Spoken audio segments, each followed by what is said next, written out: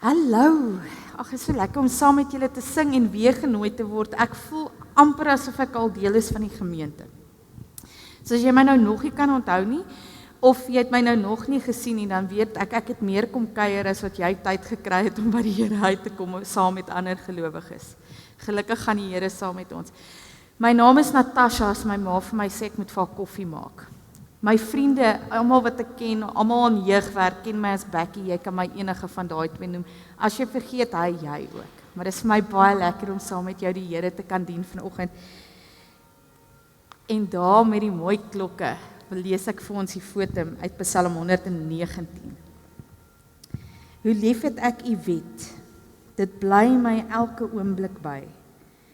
U gebooie gee my meer insig as wat my vyande het, en is altyd by my.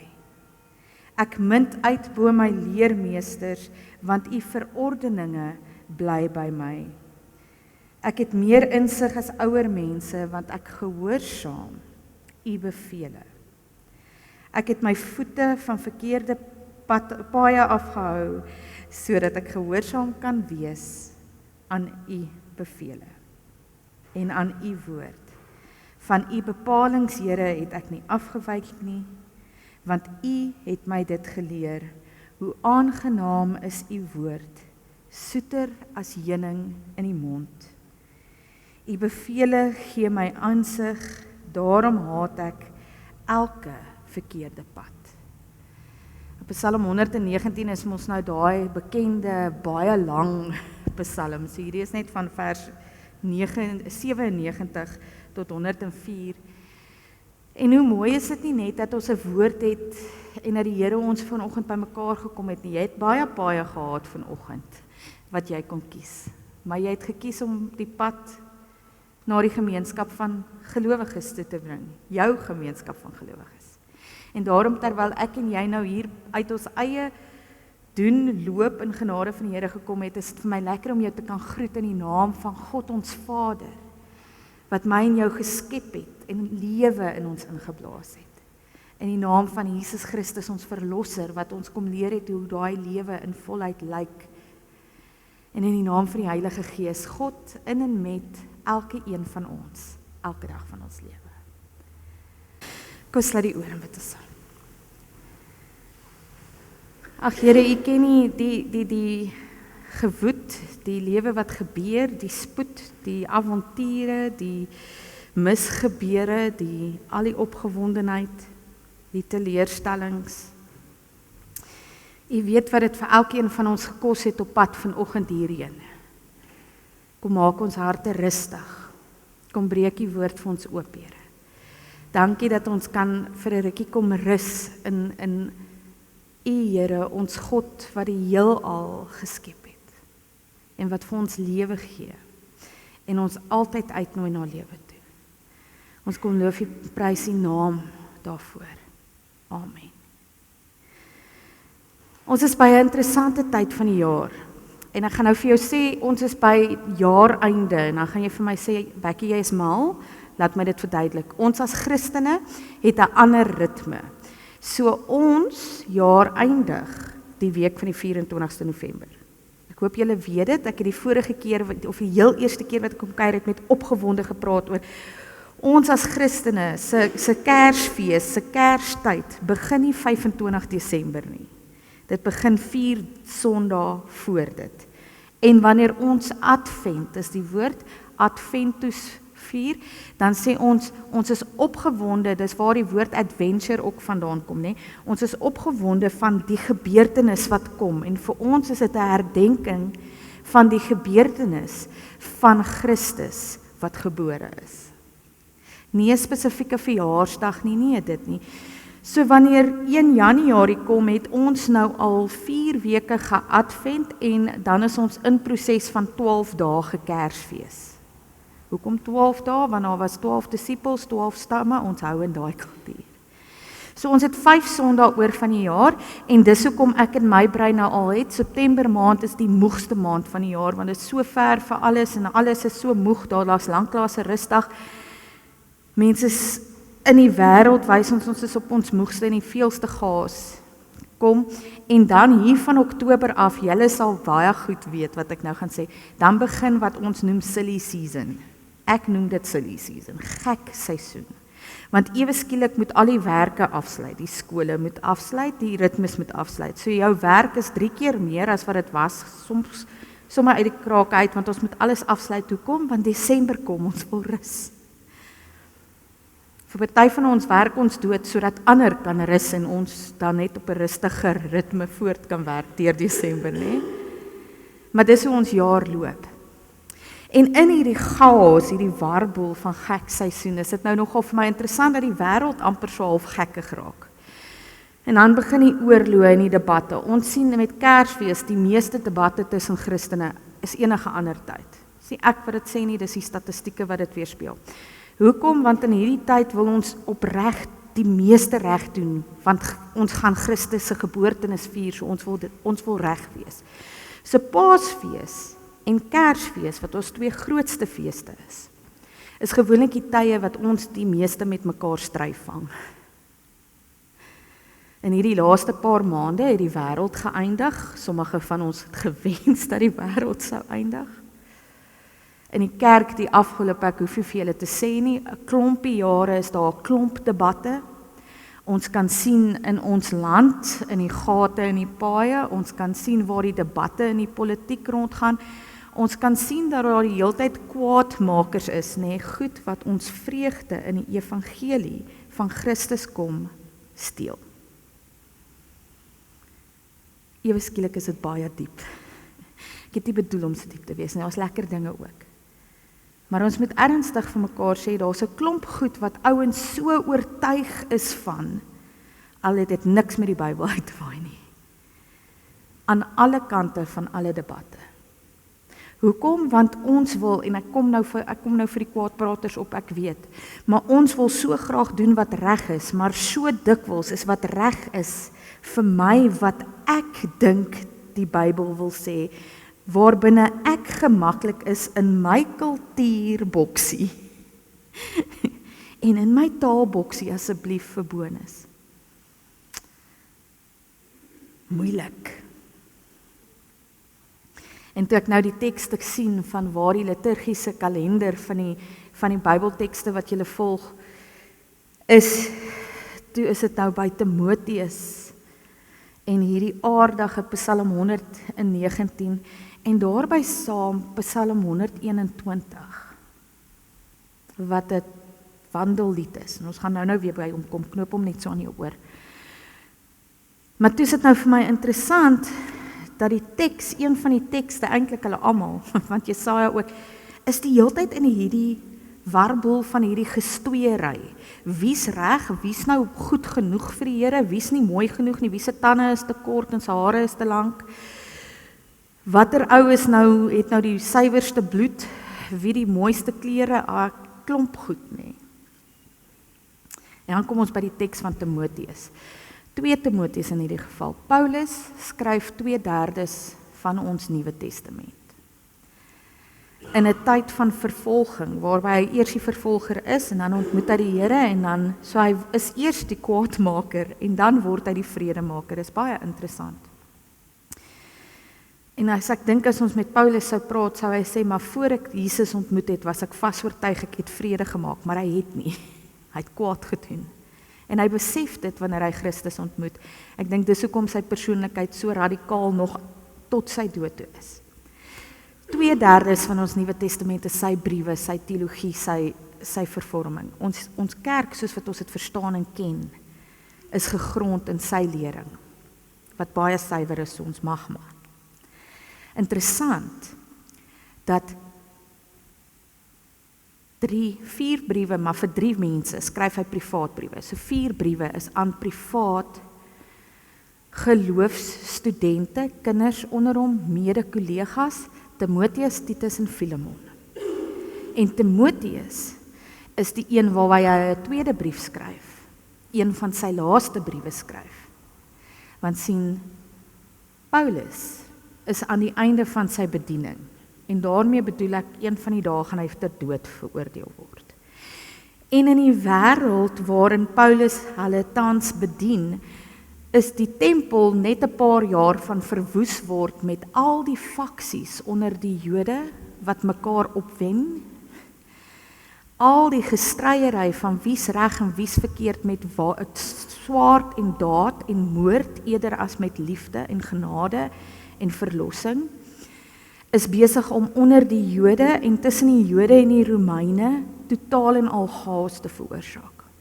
Saam met dit raak die vervolging van die Romeine in hierdie tyd, so van 70 tot 100 na Christus, op sy grootste. Tertullianus is een van die ouens wat se briewe behou is buite die Bybel wat sê, partykeer brand hulle tot 70 'n dag wat glo in hierdie Jesus karakter. Okay. Is ons 70 hier? Nee, dit beteken ons almal is vandag se groep. En 'n paar ander van die buurgemeente hier om die hoek, né? Dis net vandag se ouens. Imagine dit nou. Die vrees waarin jy moet lewe om die Here lief te hê. Intussen, ten spyte van al hierdie chaos buite die Christelike kerk, die gelowiges, die navolgers van Christus, is daar intern 'n klomp gestryery. So wanneer Paulus op sy laaste, vir Timoteus sy laaste brief skryf, draai nie meer doekies om nie, het hy nie meer lus om geduld te gebruik nie. Paulus het baie min geduld in elk geval, ons erken hom as iemand wat baie eerder direk hard praat. Maar hier kom hy by 'n kernsaak, en wanneer hy by 2 Timoteus 3 kom, dan sê hy vir Timoteus die volgende vanaf vers 13. Goddelose mense en bedrieërs, net voor dit sê hy vir hom, die toestand is chaos, en ek weet daar's mense wat onmin saai, en julle is besig om kwaad te praat en goed, en wanneer hy nou daai situasie verduidelik, dan kom hy met die maar van vers 13. Maar goddelose mense en bedrieërs sal voortgaan van kwaad tot erger. Hulle mislei ander en word self mislei. Maar jy, bly by wat jy geleer het en wat jy vasglo. Jy weet tog wie jou leermeester was en jy ken van kleins af die Heilige Skrif. Dit kan jou die kennis bybring wat tot die verlossing lei deur die geloof in Christus Jesus. Die hele skrif is deur God geïnspireer en het groot waarde om in waarheid te onderrig, dwaling te bestry, verkeerdhede reg te stel en 'n regte lewenswyse te kweek, sodat die man wat in diens van God staan, volkome voorberei en toegerus sal wees vir elke goeie werk. Ek beveel jou voor God en voor Christus Jesus, wat die lewendes en die dooies sal oordeel, ek beveel jou met die oog op sy koms en sy koningskap. Verkondig die woord, hou daarmee vol, tydig en ontydig. Weerlê, bestraf, bemoedig deur met alle geduld onderrig te gee. Want daar sal 'n tyd kom, wanneer die mense die gesonde leer nie meer sal verdra nie.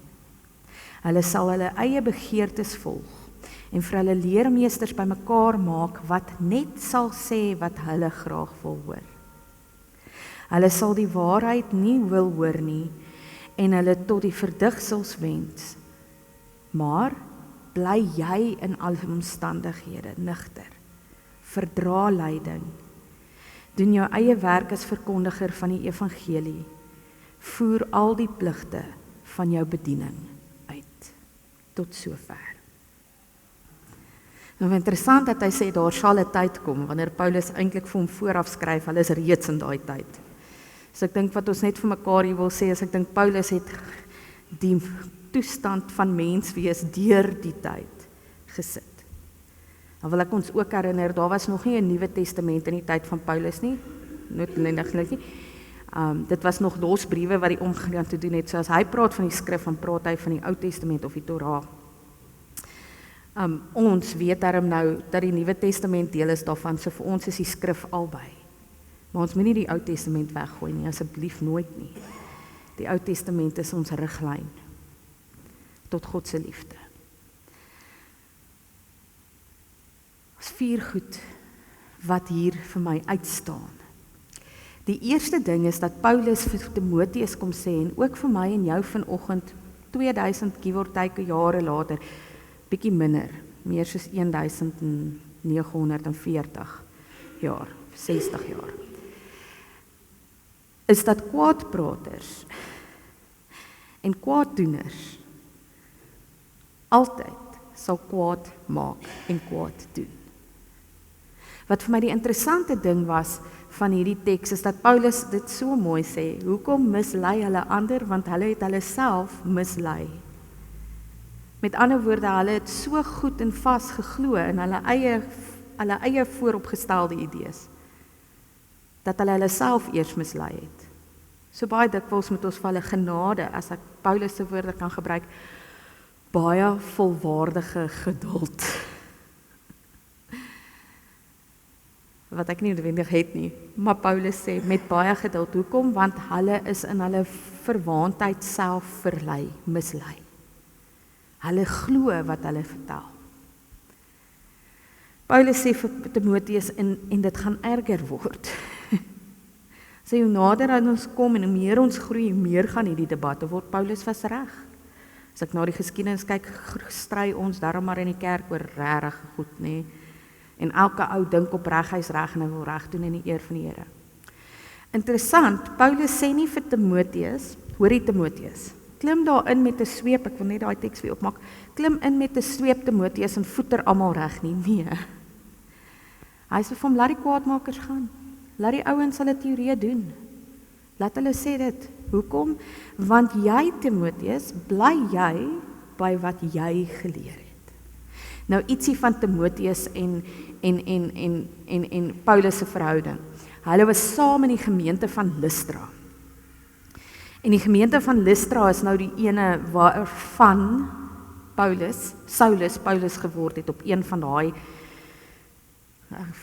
bevrydingstogte wat hy die Christene vervolg het, wat hy self 'n Christen geword het. So Timoteus het onder Paulus geleer. Paulus is een van sy leermeesters. Hulle het dieselfde kennis, hulle het dieselfde betroubare bronne, hulle het die Bybel opreg deurgestap. So Timoteus is baie jonk wanneer sy pad kruis met Paulus. Van 'n baie jong ouderdom, hy word groot in die kerk van die Here. Soos wat ek en baie van julle groot geword het in die huis van die Here. Met al sy dwaallere tussenin. Maar die Bybel was kern. So ons het hierdie boek gehad van die begin af. En dis wat Paulus vir Timoteus kom sê, en ook vir my en jou vanoggend kom sê, is dat ons weet mos wie ons is. Of dalk die vraag, weet ons? Weet ons wat hierdie heilige skrif sê? Het ons nog vertroue in die waarheid van hierdie? In die evangelie en die verlossing wat hierdie biblioteek, nie boek nie, daar's 66 boeke, vir ons gee. Vir Timoteus inspireer hy, want hy ken vir Timoteus, so hy sê vir Timoteus, ek weet, jy weet. So los die kwaadmakers by die kwaadmakers, bepaal jy jou by die heilige skrif. En dan sê hy, hoekom? Want hierdie is deur God geïnspireer. En dit lei tot die geloof en verlossing van Jesus Christus. En dit doen. En dan wil ek amper sê, okay, amen, kom ons gaan huis toe, maar daar's nog 2 goedjies. Die volgende ding, wat vir my baie mooi uitgestaan het, is, in alle omstandighede, julle, tydig en ontydig, doen wat hierdie sê. Nou, ek gaan nou nie die hele Bybel vanoggend lees nie, ek gaan nou baie cheat, ek gaan die Christus se Scriptnotes copy en paste gou uit Matteus uit, hê God met jou hele lewe lief, hê jou naaste lief soos jouself. Berus, bestraf, bemoedig, deur geduld, nie voeter mekaar, sê wie is reg, wie is verkeerd nie. Nie debatteer dinge dat mense dit ontuis in die huis van die Here voel nie. Nooi in. Verdra die lyding. Wees nugter. Doen jou werk. En as ek die Bybel reg verstaan, is my en jou werk om so te leef as kinders van God, dat by die werk mense sien jy doen wat jy moet doen, maar jy doen dit anders. Dat mense sien wanneer ander mense jou sleg behandel, jy hulle nie met haat ontmoet nie, maar met geduld en genade, want Christus het jou met geduld en genade ontmoet. Wanneer ouens in kwaadpratery en gemors aanstuur en debatte en beklei en die kerk, God se kerk, stikkend skeer met hulle eie persoonlike opinies aan alle kante. Dit is nie, gaan nie oor die genade van die Here nie, dit gaan oor wie's welkom of wie's nie. Of wat is nou reg en wat is nou verkeerd nie. Niks van dit is vir Paulus belangrik aan die einde van sy lewe nie. Geloof in Christus Jesus. Die verlossing. Dis die evangelie. Leef die verlossing.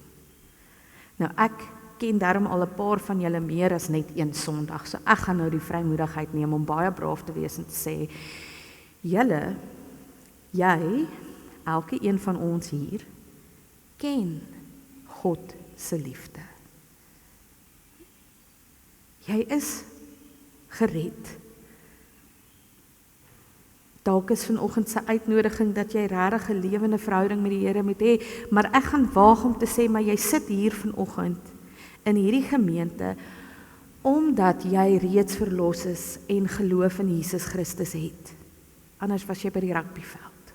En ek sê nie daarmee almal van hulle is nie die Here lief nie, hy is daar by hulle ook. Ek glo God skree vir albei spanne. Maar die punt bly, jy glo in Christus.